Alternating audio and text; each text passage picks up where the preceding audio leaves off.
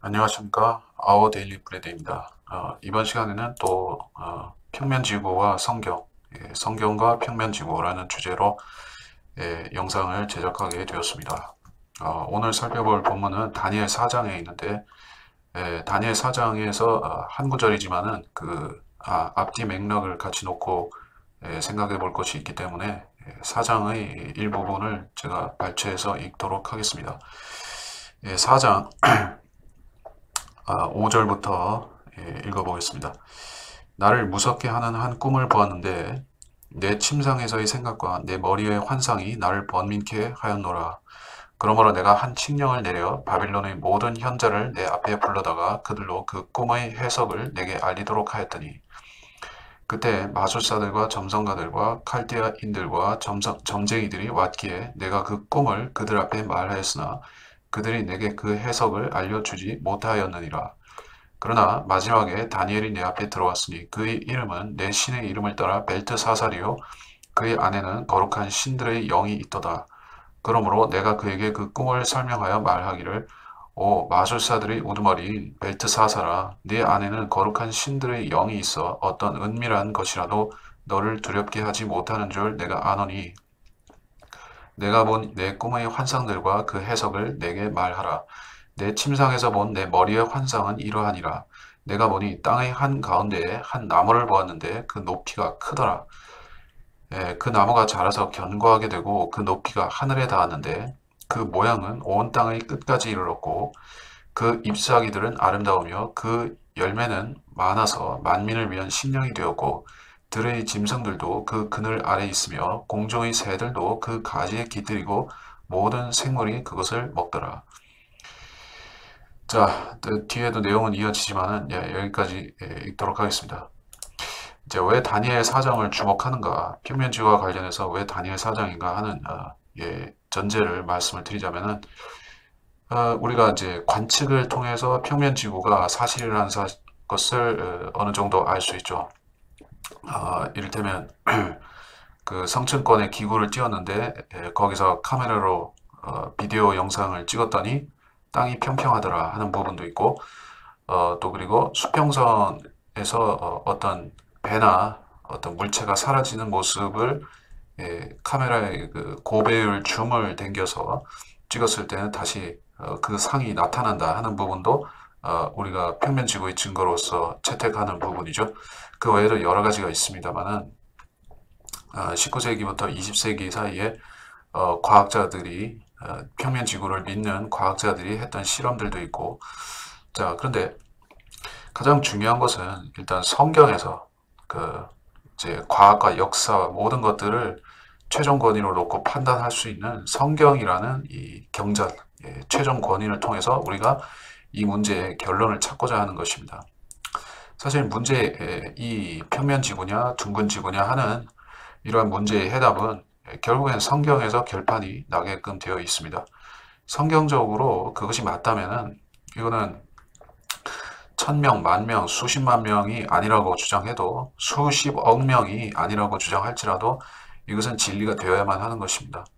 성경은 그만큼 엄청난 권위와 또 비중이 있는 책이기 때문에 이것을 아는 사람들은 그렇게 시인하고 즉 그리스도인들은 그렇게 시인하고 믿지 않는 사람들은 갖은 핑계를 대면서 어떤 변명과 구실을 대면서 성경만은 좀 빼달라라고 얘기할지 모르지만 그리스도인들은 그렇게 인정하고 넘어가지 않습니다.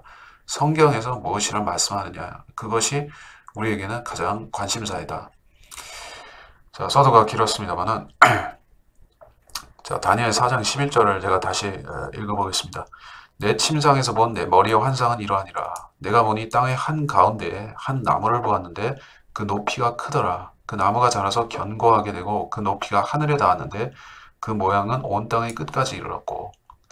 자, 이거는 어느 정도는 비유적이고 어느 정도는 상징적인 말씀이면서 또 그 함축된 의미들 속에 사실, 역사적인 어떤 물리적인 실질적인 사실도 여기에 내포가 되어 있는 부분이죠. 이런 나무가 실존했었다 하는 부분이 이 배경에 깔려 있는 비유라고 보시면 되는 것입니다. 그리고 그 비유되고 있는 존재는 물론 여기 이 꿈을 꾼 느부갓네살 왕 자신입니다. 그 바벨론 제국, 신바벨론 제국이라고 하죠. 역사에서 굉장히 강력한 또 그 발전된 문명을 자랑하는 제국이었었습니다. 그리고 바로 이 제국이 하나님의 선민인 이스라엘이 그 남유다 왕국을 멸망시키고 또 성전을 약탈하고 그렇게 했던 악역을 수행한 민족이 그 나라가 바로 바벨론이었던 것입니다. 그래서 이 바벨론이라는 왕국 자체는 말세에 나타나게 될 적그리스도와 그의 왕국을 예표하는 왕국이 되는 것입니다.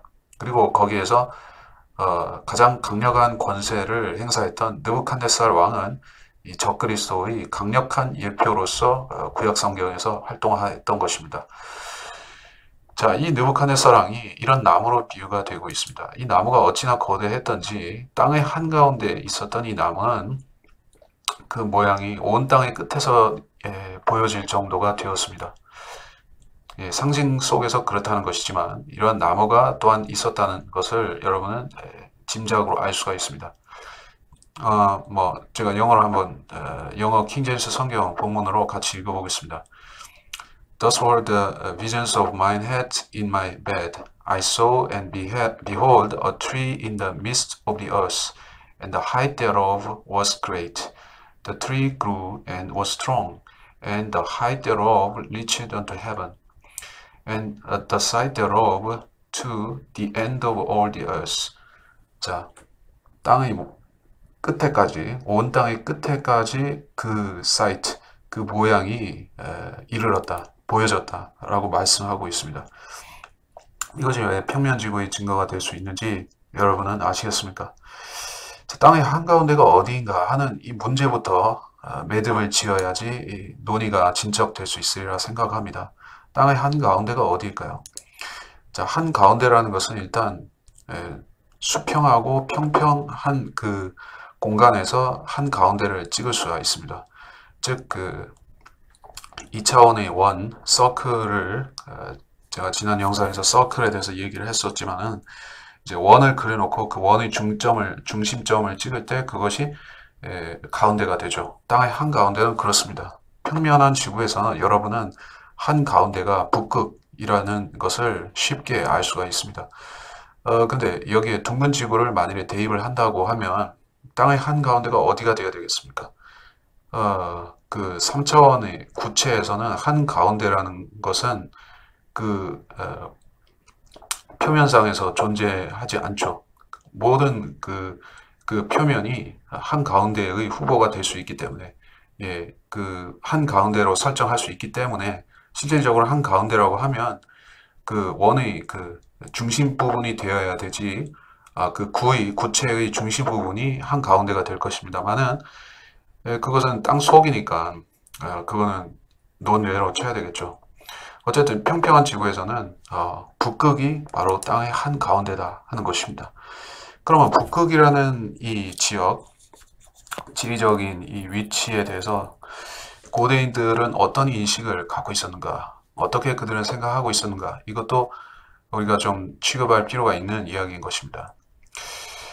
많은 신화들에서 북유럽의 그 바이킹이라든지 또는 그 외 인디안 신화에서도 나바호 인디언이라든지 또 그 중국이나 티벳이나 인도 이런 데서도 그 북극에 얽힌 여러 가지 신화들이 있습니다. 그래서 그 북구 신화에서 북유럽 신화에서 북극에 발할라다 그런 이제 낙원이 있다라고 사람들이 믿었습니다. 그 낙원이 왜 북극에 있는가 하는 점에 대해서는 지금 이 둥글 구체의 지구를 믿는 사람들의 입장에서 봤을 때는 참으로 뜬금없는 것이다 라고 생각하겠죠. 왜냐하면 오늘날 알려진 지리적인 지식에 따르면 북극은 북극해라고 불리는 바다 자체죠. 그래서 거기에는 빙산들이 빙하와 빙산들이 있고 그 자체는 바다다 이렇게 사람들이 이 얘기를 하고 있고 그것이 또한 어느 정도 사실이라고 보여지는데 근데 남극에 대해서 많은 비밀들이 있는 것과 마찬가지로 북극에 대해서도 사실 적지 않은 미스테리한 부분들이 저는 있다라고 생각을 합니다. 왜냐하면 주로 1500년대에서 1600년대 초반, 그러니까 그 17, 16세기, 아니 18세기, 17세기 이때 지도에는 이제 그 주로 포르투갈이라든지 스페인, 그리고 그 뒤에는 네덜란드지만 이런 이제 포르투갈, 스페인 계통에서 이제 그 아메리카 대륙을 발견하고 또 세계 일주를 하고 이런 과정에서 이제 세계 지도가 제작이 되기 시작했죠. 그 시절부터 본격적으로 신대륙과 고대륙을 포함해서 태평양과 또 아시아까지도 포함하는 세계 지도들이 만들어졌습니다. 그 당시에 이제 남극에 대해서도 초보적인 그런 탐사까지는 아니고 초보적인 그런 항해도 이루어졌기 때문에 세계 지도가 제작이 되었습니다. 그런 당시의 세계 지도들을 보게 되면 북극이 상당히 특이하게 묘사가 되고 있는 것입니다. 실질적으로는 거기에는 땅이 없죠. 대륙이 없습니다. 대륙이 없습니다만은 그런 그 수백 년 전의 지도, 1500년대의 지도에는 북극에 땅이 있습니다. 대륙으로 보이는 것이 있어요. 그 대륙이 왜 거기 있는지 사실 그거는 우리가 알 수가 없는 일이지만 마치 에덴 동산의 묘사가 비슷하게 되어 있습니다. 에덴 동산이 어떻게 되어 있었습니까? 그곳이 어디 있었다 하는 것은 지금까지 학자들 간에서 의견의 일치를 보지 못하고 있지만 그 형태는 대동소이하다고 말할 수 있습니다. 즉 에덴 동산이라는 곳은 에덴이라는 하나의 그 대륙이라고 해야 될지 큰 땅덩어리의 중심부에 동산이 있는 형태라는 것이요. 그 이제 어떤 이제 동심원상의 중앙에 에덴 동산이 자리 잡고 있고 아마 거기에서부터 4개의 강이 발원해서 쭉 흘러가는 형태로 그렇게 형성이 되는 것이 이제 에덴 동산이다 하는 것이에요. 뭐 에덴 동산에 대해서 여러 가지 설들이 있습니다. 그것은 레바논에 있었다. 그것은 메소포타미아 어딘가에 있었을 것이고 어쩌면 이제 걸프만 하고 그 이제 바스라라고 하는 거기 이라크에 항구가 있는 이제 그 말하자면 이제 걸프만의 그 제일 안쪽이죠. 거기에 있었을 것이다. 또는 바벨론, 옛날 고대 바벨론이 있었던 거기 있을 것이다. 그것도 역시 유프라테스강 하류 쪽을 말하는 것입니다. 그렇게 주로 얘기를 합니다. 좀 더 소수설이라고 하면 터키 남부, 그러니까 이제 옛날 노아의 방주가 내려앉았던 장소로 추정되는 아라라트산 그 어귀 어디인가라고 생각하는 사람들도 있습니다. 그런데 뭐 어쨌든 확실한 것은 없는데 저는 이제 평면지구에 대해서 공부를 하다 보니 북극이 상당히 수상하다는 점에 대해서 좀 인식이 생겼습니다. 아직까지 확실하게 무엇을 얘기할 것은 없지만 사실 지금 평면지구를 연구하고 평면지구에 대해서 살펴보는 입장에서는 남극에 대해서 훨씬 많은 신경을 쓰게 되지만 사실 북극도 상당히 중요한 것은 이제 그곳이 예전 에덴과 에덴 동산이 있었던 지역으로 강력히 추정이 되고 있기 때문에 역시 신경을 안 쓸 수가 없다는 얘기입니다. 제가 이제 북극이나 남극에 특히 남극은 실질적으로 갈 수가 없는 곳이고 북극에 대해서도 제가 이렇게 어떤 다양한 정보를 접해보지는 못하고 어떤 개념상으로만 머릿속에 있기 때문에 이것에 대해서는 이렇게 저렇게 얘기를 더 할 필요는 없을 것 같고 자, 하여튼 땅의 한가운데는 북극이라고 저는 추정을 하고 또 그렇게 많이 이야기를 합니다. 그리고 거기에 굉장히 큰 그 나무들이 있었던 것 같아요. 그리고 그 나무들 중에서 가장 중요한 나무가 있었죠. 바로 생명나무였었습니다. 생명나무가 무엇인지 모르는 사람은 기독교인을 포함해서 모든 종교인 중에서 생명나무, 창세기의 생명나무라는 것을 모르는 사람은 아마 없을 겁니다. 굉장히 유명하죠. 그리고 아담과 이브의 이야기도 거의 모든 사람이 알고 있습니다. 그런데 많은 사람들은 이것이 실질적으로 그런 것이 있었을까라고 생각하기도 하고 아니야 이것은 하나의 그 이솝우화 같은 우화다 이렇게 치부하는 사람도 있고 이게 진짜로 그런 게 있었을까라고 많이 의심을 하죠. 그래서 그 에덴 동산을 굉장히 초라한 것으로 오인하는 경우가 있는 것 같습니다. 하지만 여러분이 아셔야 되는 것은 에덴 동산이라는 것은 절대로 그 어떤 이제 뭐라고 해야 될까? 조그마한 식물원을 연상하면 안 되는 것이에요. 뭐 제주도에 가면 그 유명한 식물원이 있죠. 여미지라고 하는 식물원이 있습니다. 제가 이제 제주도를 제가 몇 번을 갔었나? 두 번을 간 것 같은데 제가 첫 번째 갔을 때는 제가 그 식물원에 갔었고 두 번째 갔을 때는 다른 식물원에 갔었는데 하여튼간에 그 거기는 이제 남방계통의 기후가 자리 잡고 있다 보니까 다양한 식물군들이 거기에 서식을 하고 있고 그래서 볼거리들이 상당히 있었습니다. 자, 근데 어쨌든 이제 에덴 동산이라는 것은 그 정도의 규모를 생각하시면 안 되는 것이고 굉장히 큰 거대한 마치 호주 이상의 거대한 땅덩어리 에서 그 가장 노른자위 중심이 되는 땅이 바로 에덴 동산이었다는 것입니다. 에덴이라는 지역 속에 있었던 동산이다. 그러니까 이제 거기에 나무들이 자라고 그 에덴의 나무들에 대해서 성경에서 굉장히 중요하게 비중을 실어서 다루고 있습니다. 그 에덴이라는 곳이 굉장히 중요한 곳이지 않습니까? 영적인 의미도 그렇고 실질적으로 역사가 시작된 곳이니까. 그래서 에덴 동산에 하나님께서 막아놓으시고 거기로 인간이 출입할 수 없도록 막으셨죠. 그래서 창세기 3장 24절에 나오는데 에덴 동산 동편에 그룹들과 불칼을 놓아서 생명나무로 사람이 접근하지 못하도록 막으셨습니다. 자, 여기서 여러분이 그냥 그런가 보다라고 생각하고 넘어갈 수 있을 것입니다. 생명나무로 사람이 못 가게 되었어. 근데 자, 만약에 에덴 동산이 그 레바논이라든지 어디 그 중동 지역 어딘가에 숨겨져 있는 그 말하자면 시크릿 가든 같이 그런 숨겨진 곳이라고 하면은 많은 사람들이 거기에 찾아오기는 어렵겠죠. 또 감춰져 있으니까. 그런데 굉장히 오픈되어 있는 장소에 광범위하게 보여질 수 있는 장소에 있었다는 얘기예요. 무슨 얘기냐면 거기에 나무들이 굉장히 키가 컸다든지 이러면은 수백 킬로, 수천 킬로 떨어진 곳에서도 저기가 에덴 동산인가 보다 하고 가서 들어가려고 하는 사람들이 줄을 지을 수가 있겠다는 것이죠. 그렇다면은 이런 그 철저한 경비를 세운 부분이 이 그룹들을 주님께서 세워서 경비를 돌게 하신 이유가 조금 납득이 가는 부분이죠. 그래서 저는 이제 북극이라고 생각하는 편이고 또 거기에 이제 굉장히 큰 이제 수림들이 있었고 또 인간이 접근하는 것을 막기 위해서 거기에 그룹을 둬야 했다는 것입니다. 자, 이제 제가 성경에서 에덴에 대한 그런 관련된 구절들을 쭉 살펴보면서 이야기를 전개를 하려고 하는데 에스겔 31장 9절에 보겠습니다. 에스겔 31장 9절에 중요한 말씀이 나옵니다. 아니야. 에스겔 31장 9절이 아니라 에스겔 31장인데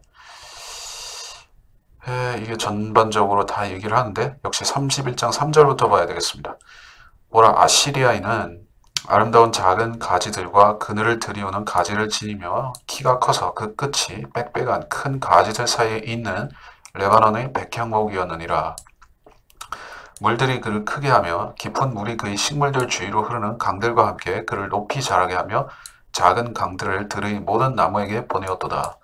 그러므로 그 나무의 높이가 들의 모든 나무보다 높으며 그 나무가 솟아날 때 물이 많음으로 그의 큰 가지들이 무성하고 그의 작은 가지들이 길어졌도다.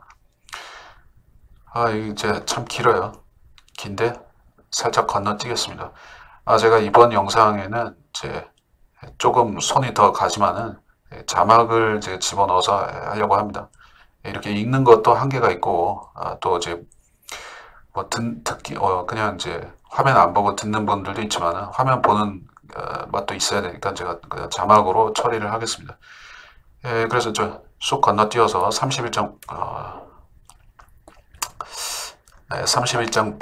9절만 보겠습니다. 내가 그의 작은 가지들을 많게 함으로써 그를 아름답게 하였더니 하나님이 동산에 있는 에덴의 모든 나무들이 그를 시기하였도다. 예. 이제 에덴에 있는 나무들에 대해서 긴 설명이 되고 있습니다.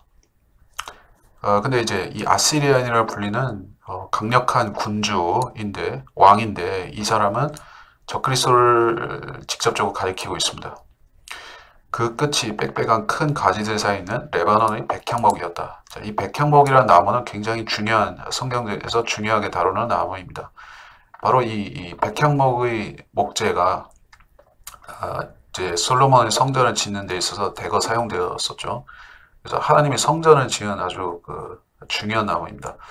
그리고 이 나무는 굉장히 수려하고 아름답고 또 위용을 자랑한다. 키가 크고 그래서 레바논의 백향목이다 했을 때는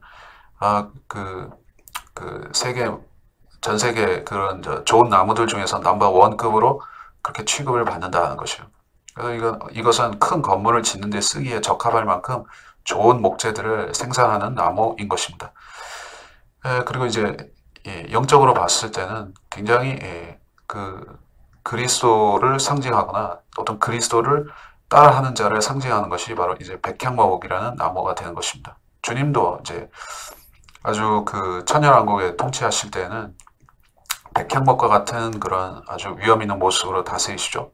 적그리스도도 그리스도를 흉내내어서 먼저 오기 때문에 레바논의 백향목 같다 이렇게 얘기를 하는 것입니다. 그리고 이 나무는 실질적으로 다른 나무들보다 굉장히 큽니다. 높아요. 근데 우리가 알고 있는 백향목이라는 것은 레바논의 백향목이라는 것은 홍수 이후 시대에 특히 뭐 이제 근세에 알고 있는 그런 백향목인데 그 크기는 뭐 어쨌든 커봐야 이제 아메리카에 있는 이제 세콰이어라고 하는 그런 큰 나무들이 있죠. 그거보다도 훨씬 못하죠. 뭐 절반의 4분지 1이나 미칠까 모르겠습니다. 3분지 1도 안 될 것이에요. 그 세콰이어라고 하는 그 미국산 나무들은 100수십 미터까지도 자란다고 합니다. 확실히 지구상에서 따라올 만한 나무는 그게 거의 없이 독보적인 존재가 바로 미국의 키다리 나무들이 있어요. 근데 성경적으로 봤을 때는 그런 나무들도 홍수 이전 시대에 이 땅에 있었던 나무들에 비하면 굉장히 왜소하다는 것입니다. 특별히 에덴 동산에 있었던 그 엄청난 나무들에 비한다면은 대단히 왜소하다 그렇게 생각을 할 수가 있겠습니다. 자, 그래서 이제 이 지구상에 그런 흔적들이 과연 남아 있느냐라고 여러분이 묻는다면은 남아 있습니다. 그 지형들 속에 그 나무의 흔적들이 남아 있고 그 그루터기들이 화석화되어서 암석화되어서 남아 있는 부분이 있습니다. 자, 그래서 이제 제가 내리고자 하는 결론은 단순한 것입니다. 이 나무라는 것이 사람들이 흔히 생각하건대 자랄 수 있는 한계는 뭐 100m 그 정도밖에 안 된다라고 생각하지만은 이제 홍수 이전 시대에는 굉장히 더 큰 나무들이 있었다는 것이요. 거인들도 키가 컸죠. 나무도 키가 컸습니다. 이게 이제 그게 어떤 상관관계가 있는지는 정확하게 알 수가 없지만은 거인들이 나타남으로써 이 생태계, 이 인간들의 세상과 생태계에 굉장히 어떤 충격파가 있었다라는 것을 짐작해 하는 것입니다. 그때 당시에 그 공룡이 있었는지 없었는지는 약간 예민한 문제이기도 한데 저는 뭐 공룡 시대라는 것에 대해서는 허구라고 생각하지만 공룡이라는 그 거대 도마뱀, 거대 파충류 종류가 뭐 있었을 것이에요. 어느 정도는 그것이 사실입니다. 근데 그런 것들을 감안해 봤을 때도 굉장히 덩치가 큰 생물들이 살았다는 것은 우리 상식적으로 맞죠. 거인들은 또 어떤 존재들입니까?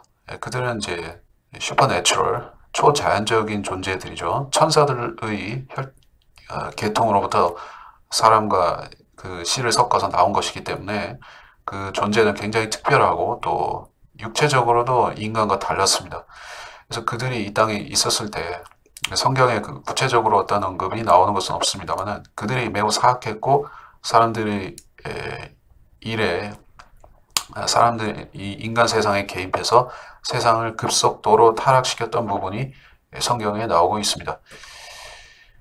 그러한 부분에서 이제 보면 창세기 6장 5절에 말씀하고 있죠. 하나님께서 사람의 사악함이 세상의 창대해짐과 그 마음의 생각의 모든 상상이 계속해서 악할 뿐임을 보시고 6장 6절에서 주께서 땅 위에 사람을 지으셨음을 후회하셨으니 그 일이 그의 마음을 비통케 하였더라. 자, 이제 거인들의 존재가 세상을 완전히 뒤바꿔 놓은 것입니다. 그로 인해서 하나님께서는 이 세상을 물로 심판하시고 노아와 그의 가족들 8명의 인간들만을 새로운 세상으로 보내셔야 했는데 그것은 뭐 성경적으로 봤을 때는 지금 마지막 때에 일어날 일들의 하나의 예시가 되고 있는 것입니다. 즉 노아의 홍수에 비견될 만한 엄청난 재앙과 심판의 날이 이 지구상에 오게 될 텐데 이 평평한 지구상에 그 심판이 오게 될 텐데 그것이 바로 그레이트 트리뷴레이션이라고 하는 대환란이죠. 대환란이 오기 전에 교회는 그리스도가 계신 본래의 처소인 하늘나라로 휴거가 되게 되어 있습니다. 자, 그것은 뭐 지금 주제로 하는 것은 아니니까 자, 넘어가더라도 저기서 땅의 한가운데 거대한 나무가 있었고 그 거대한 나무는 아마도 생명나무였을 가능성이 높겠죠. 선악을 알게 하는 나무였다고 생각하지는 않습니다. 왜냐하면 그 선악을 알게 하는 나무는 이미 그 한번 인류가 그것을 먹음으로써 효용 가치가 다 돼버렸죠. 왜냐하면 그것이 인간의 DNA 속에 인간의 그 어떤 제 혈통 속에 그 죄로 들어왔을 때 더 이상 뭐 아담이 그걸 2번, 3번 먹는다고 해서 더 효과가 강해지는 것이 아니었던 것이죠. 그래서 창세기 봤을 때 선악을 알게 하는 나무를 또 먹느냐 또 안 먹느냐 이런 부분은 전혀 거론조차도 안 되고 있는 것을 볼 때 그 아담이 먹은 것은 그냥 그의 후손 계보들로 그냥 자동 계승이 된 것이에요. 그 효과가 사이드 이펙트가 계속 넘어간 것입니다. 그러니까 아담의 후손들이 거듭 저기 선악과의 열매를 먹지 않아도 그냥 그 아담의 효과가 그냥 유전이 돼버린 것이에요. 근데 유독 이제 생명나무만은 중요하게 하나님께서 취급하시면서 접근 불허를 내리신 것입니다. 자, 여러분이 조금 궁금한 대목이 생길 수가 있습니다. 이 본문에서 평면지구 주제와는 조금 이제 좀 거리가 있을지 모르지만은 여담으로 얘기하자면은 그렇습니다. 생명나무가 왜 계속 거기에 있었을까요? 사람들이 먹지 못함에도 불구하고 왜 거기다 둔 것일까요? 그 좀 이상하지 않습니까? 왜 거기 있어야만 되는 것인지. 자, 만일에 그것이 사람들에게 주어져서는 안 된다. 그것은 명백한 사실이다라고 하면 하나님께서 그룹들을 시켜서 그것을 지키게 하는 필요가 있습니까? 그냥 베어버리면 되잖아요. 없애버리면 뭐 뽑아버린다든지 아니면 뿌리채 들어가지고 다른 데다 이식시켜버리면 되잖아요. 이를테면 하늘나라로 옮겨버리면 되지 않습니까? 뭐 표현상 그렇지만 나무를 휴거시킨다라고 하는 거에 맞는지 모르겠지만은 아무튼 그 뿌리째 들어가지고 하늘로 옮겨버리면 될 거 아닙니까? 근데 왜 그렇게 안 했을까요? 좀 궁금한 부분이 아닌가 하는 것입니다. 사실 이제 생명나무라는 부분이 이제 창세기에만 등장하는 것은 아니고 요한계시록에도 등장하고 있어서 좀 재미난 부분이 있습니다. 특히 이제 그 요한계시록 22장에 보게 되면 제 생명나무가 어디에 나오냐면은 새 예루살렘은 땅의 예루살렘과 다른 이제 그리스도인들이 영원히 거주하게 되는 하늘의 도성입니다. 그래서 이제 바로 이 시대 여러분 예수 그리스도를 믿은 사람들이 살게 되는 도성인데 거기에 다름 아닌 생명나무가 있어요. 생명나무들이 있습니다. 예. 그 나무들이 어쩌다가 보니 거기로 가 있어요. 근데 에덴 동산이 새 예루살렘은 아니거든요. 그러니까 생명나무가 여기 있던 것이 거기로 간 것입니다. 그러면서 영원히 생명나무는 새 예루살렘에 있게 되는 것입니다. 재미있는 것이요. 그래서 에덴 동산은 결국 어떻게 됐는지는 잘 모르겠습니다만은 추론하자면은 에덴 동산은 아마 없어지거나 폐하여졌다라고 생각하지는 않습니다. 성경에서 에덴 동산을 없애버렸다, 무너뜨렸다, 이를테면 싹 재개발하듯이 밀어버렸다, 그런 언급은 아마 못 찾은 것 같습니다. 없습니다. 에덴 동산을 치워버렸다는 얘기는 없어요. 그게 무슨 얘기냐면 만일에 에덴 동산이 어떤 장소가 이전되지 않았다고 하면 그건 그대로 있을 것입니다. 원래 있었던 장소에. 즉 여러분이 지구의 정확한 센터, 중앙을 찾을 수 있다면은 그것이 아마도 북극성의 바로 이제 직선 90도로 내려가는 그 땅의 지점에 있겠지만은 거기에 그대로 있을 것입니다. 근데 거기는 지금 북극해라고 얘기를 하죠. 뭐 그게 맞겠죠. 그러면 지금 거기에 없는 것이에요. 그럼 어디로 갔을까요? 어, 이건 계속 여담입니다만은 이제 그걸 찾기 위해서는 성경에서 낙원이라는 것을 좀 보면 됩니다. 낙원이 어디 있을까요?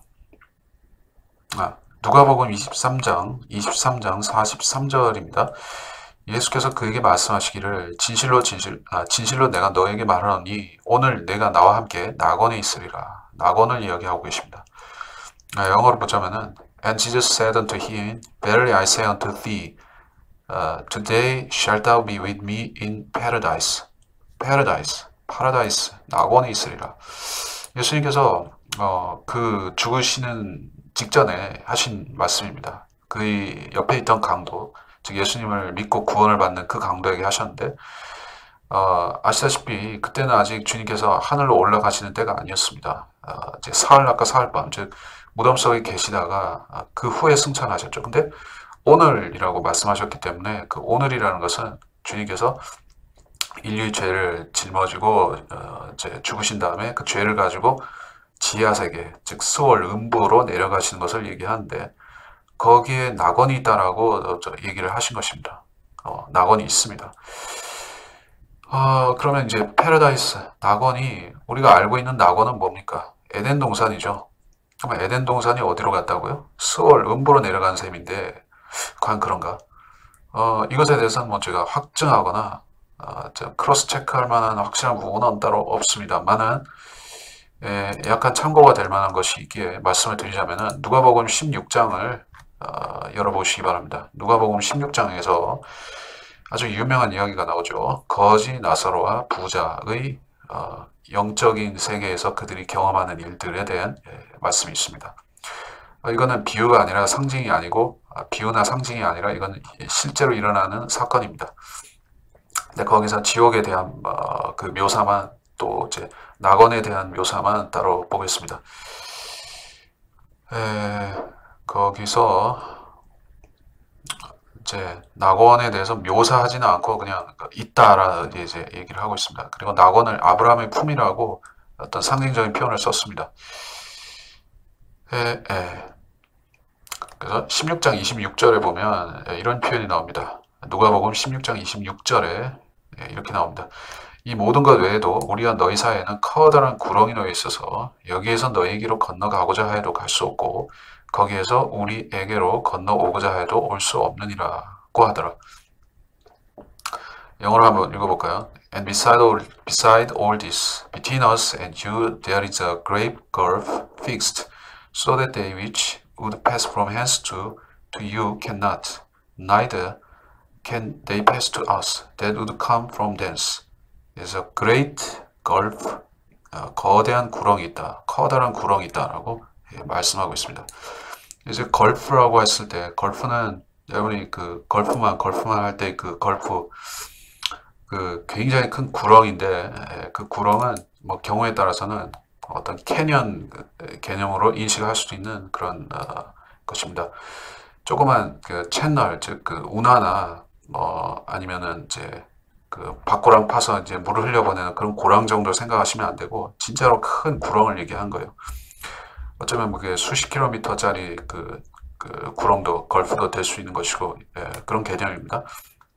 그러니까 이게 땅속을 얘기하는 것인데 땅속에 이러한 그 거대한 구렁이 터널 같은 그 구렁이 지나가고 있다는 것이요. 그리고 그 구렁을 사이에 두고 사이드 바이 사이드로 이제 낙원이 있고 지옥이 있다. 그 낙원은 아브라함의 품이라고 불리고 있죠. 근데 좀 이상하지 않습니까? 뭐가 이상하냐면은 지하세계라는 것은 모름지기 악인들이 가는 곳으로 생각하지 않습니까? 모든 종교에서 다 그렇게 생각하잖아요. 이제 종교들에서 얘기하는 건 그렇습니다. 그러니까 이제 유대교는 제외해야죠. 이건 성경에서 나오는 걸 가지고 얘기하니까. 구약 성경 빼고 다른 종교들에서, 즉 이를테면 뭐 힌두교, 불교, 뭐 또는 무속, 또는 뭐 그런 류에서 보게 되면 땅속엔 지옥만 있는 것처럼 얘기를 합니다. 그리고 낙원은 하늘에 있다. 그렇게 얘기를 합니다.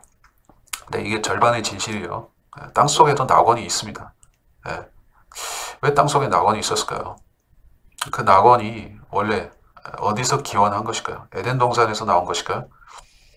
가능성이 있다라고 생각이 듭니다. 그렇다면 에덴과 그 에덴 동산이 왜 거기에 있는 것일까요? 어, 그리고 그것이 옮겨진 시점은 또 어떻게 되는 것일까요? 이 부분에 대해서는 뭐 추론을 이어가는 것이기 때문에 제가 말하고 장담해서 얘기할 수는 없겠습니다만은 그 노아 시대 아니 그 아담으로부터 노아에 이르기까지 사람들이 굉장히 수명이 길었었습니다. 물론 사람들은 계속해서 죽기 시작했습니다만은 특히 이제 노아 시대에 이르러서는 이제 거인들이 등장하고 세상이 급격하게 변화가 됐었죠. 그러면서 이제 노아의 홍수를 거치면서 사람들의 수명은 이제 10분지 1토막으로 줄어들었습니다. 그래서 그 전에는 그렇게 죽는 사람들이 많지는 않았던 것이에요. 그래서 낙원으로 이제 그때 당시에 즉 노아의 홍수 이전 시대에 죽었던 사람들은 아마 그들도 낙원으로 갔을 텐데 그 낙원은 에덴 동산 자리가 아닐까. 그곳이 낙원이니까 오리지널 낙원이니까 거기로 갔지 않을까. 하나의 추측입니다. 근데 그 노아의 홍수로 인해서 거대한 지각 변동이 일어났을 것이고 대륙들이 사라지기도 하고 올라오기도 하고 했지 않습니까?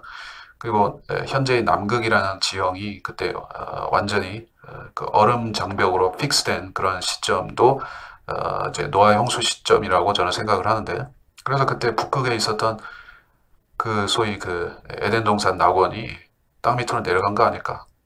이런 추측도 되는데 그래서 사실 그렇습니다. 뭐냐면 창세기 3장에서 불칼을 둘러서 지키게 했다라는 말씀이 나오지만은 자 이게 언제까지 지켰을까요? 이제 3장입니까? 3장이 3장 마지막에 불칼을 넣어서 생명나무 길을 지키게 하셨다라고 3장 24절에 나오시는데 자 생각을 해보세요. 언제까지 지켰을 것 같아요? 언제까지? 노아의 홍수 이전까지겠죠? 상식적으로는. 노아의 홍수 이후에는 이런 그 불칼이라든지 그룹들이 있다든지 이런 언급이 따로 없지 않습니까? 그리고 만약에 그게 있었다면은 계속 있었다면은 기록에 왜 없겠어요? 성경에만 있는 게 아니라 고대 문헌들에도 메소포타미아나 아시리아나 그 수메르 사람들이나 많은 그 문명에서 그런 것들을 얘기를 했을 거 아닙니까? 근데 없단 얘기예요. 없어요. 더 이상 없어요.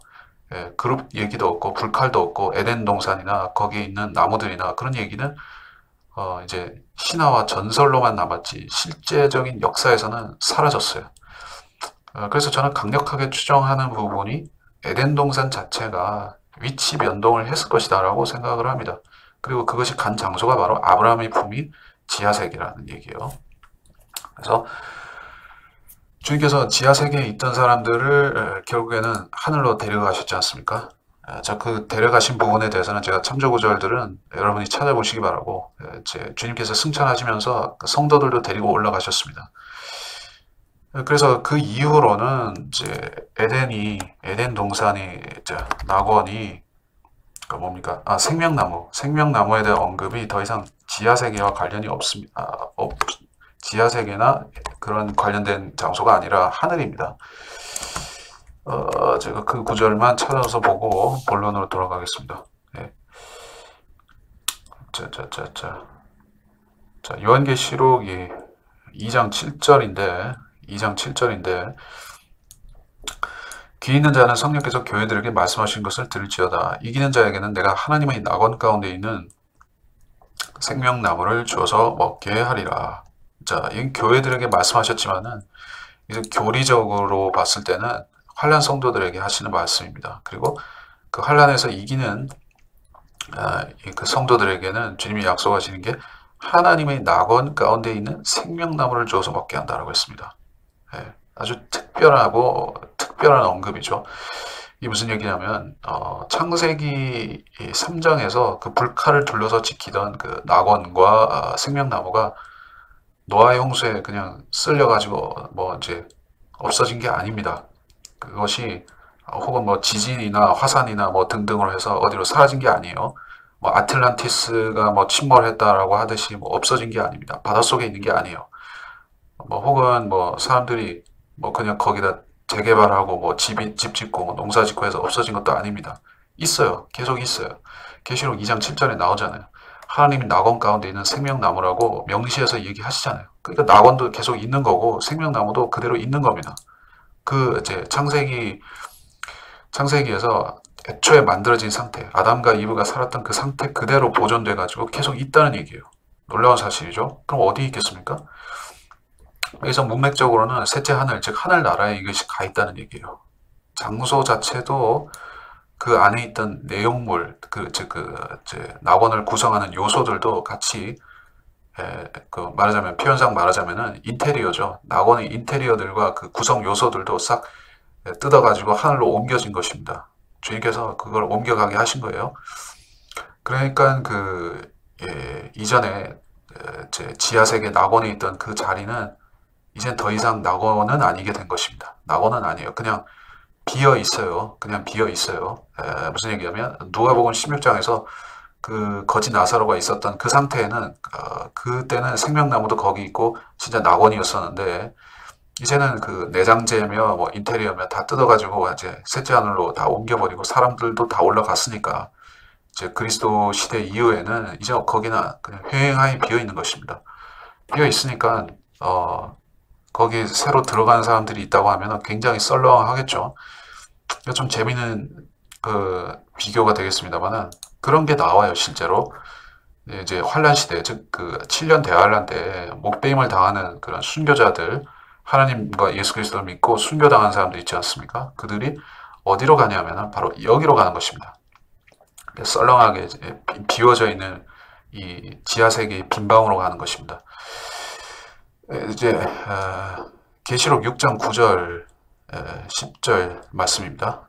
계시록 6장 9절 10절 어린 양이 다섯째 봉인을 여실 때 내가 보니 제단 아래에는 하나님의 말씀과 그들이 가진 증거 때문에 죽임당한 자들이 혼들이 있는데 그들이 큰 음성으로 울부짖으며 말하기를 오 거룩하시고 참되신 주여 땅에 살고 있는 그들을 심판하시어 우리의 피를 갚아주실 날이 얼마나 남았나이까 하더라.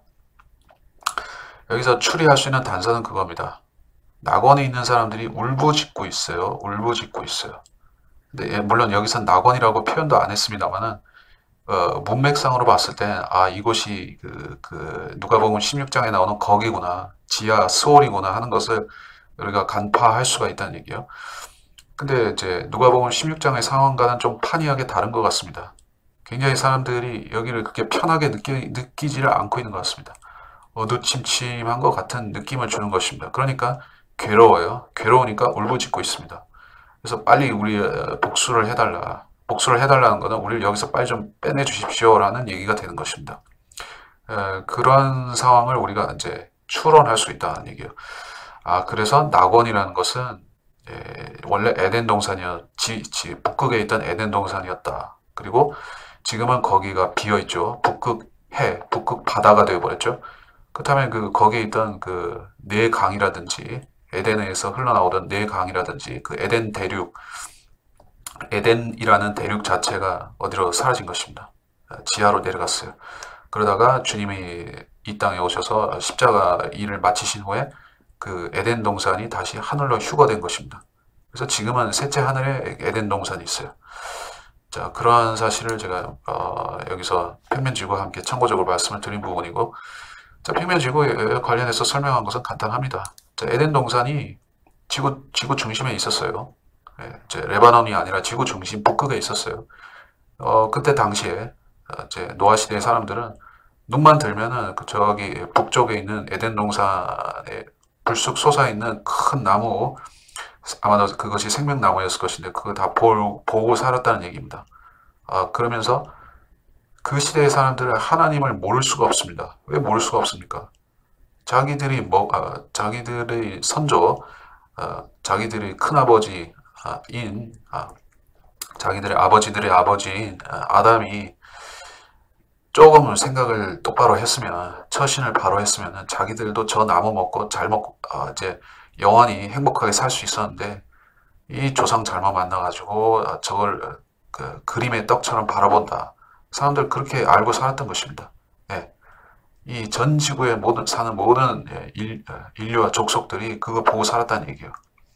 근데 지금은 없죠. 여러분이 봐도 없죠. 예.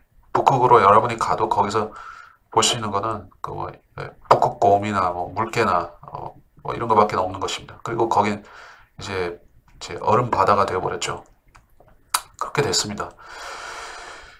그러니까 이제 지구가 평면하다는 사실을 증거하는 것은 이게 이제 여기서 자동적으로 도출이 되는 것이요. 땅의 중심에 나무가 있었는데 그 나무는 세상 끝까지 이르고 볼 수가 있는 나무였다. 그 가지가 그 꼭대기가 하늘에까지 닿았다는 얘기요.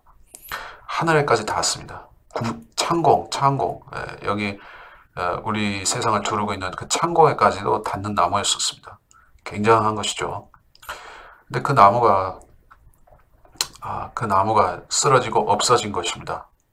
그리고 제가 생각한데는 그 나무의 가지가 보존이 된 것 같습니다.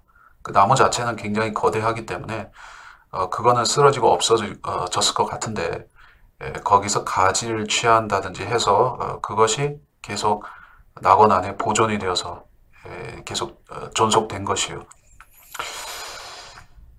그래서 이제 평면지구를 믿는 입장에서는 이 에덴 동산의 문제도 상당히 관심이 가는 것이고, 이 에덴 동산이 어디 있었느냐, 땅의 중심이냐, 아니면은 사이드냐, 중동 지방이었었냐, 아니면 북극이었었냐 하는 부분은 상당히 중요하게 다룰 필요가 있다. 지금 뭐 현존하지는 않기 때문에 이게 과학적으로 실질적으로 증거가 될 수는 없겠지만 역사적으로 의미가 있습니다. 그리고 많은 신화들에서, 북유럽 신화와 이제 많은 민족들의 신화에서 왜 북극이라는 곳이 계속해서 낙원으로 인식이 되고 있느냐, 그 신화와 전설과 각종 이야기들에서 왜 북극에 신들이 산다라고 얘기를 하느냐, 거기에 천사들이 있다, 신들이 있다, 북극으로 가면 뭐 상당히 어떤 거룩한 장소가 나온다. 왜 그러겠습니까? 더 근거가 있고 역사적인 맥락을 따라가다 보면 그게 에덴 동산으로 가는 것입니다.